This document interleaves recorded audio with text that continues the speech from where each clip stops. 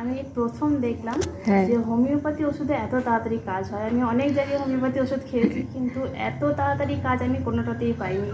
মাথা যন্ত্রণার জন্য আমি এতদিন যে কষ্টটা পেয়েছি। লেখা ছিল তো ইনকিউরেবল, হ্যাঁ। ভেলোরের কাগজে লেখা ছিল। হ্যাঁ, তো আপনি যে ওষুধটা দিয়েছিলেন আমাকে এমার্জেন্সির জন্য, তো এত ভালো কাজ করেছে ওষুধটা। মানে আমি প্রথম দেখলাম যে এত সুন্দর কাজ হয় হোমিওপ্যাথি ওষুধে, আমার খুবই ভালো লেগেছে এটা। ইয়ের সময় আপনি ওষুধ নিয়েছিলেন 13 তারিখ।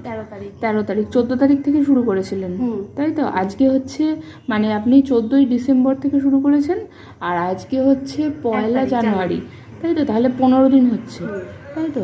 তাহলে আপনার আপনি কেমন কি মাথা ব্যথাটা ভুগেছেন বলুন?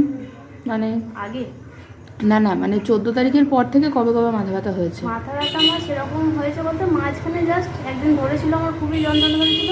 আপনি ওষুধটা দিয়েছিলেন, সেদিন 3 বার 1 ঘন্টা পর পর খেতে বলেছিলেন। তো মানে 1 থেকে 2 বার ডোজটা খাওয়ার পরে আমার কাজটা শুরু হয়ে গেছে। যে মাথা যন্ত্রণা আস্তে আস্তে কমতে থাকলো। দ্বিতীয় দিন যখন খেলাম তখন একবারে কি হলো।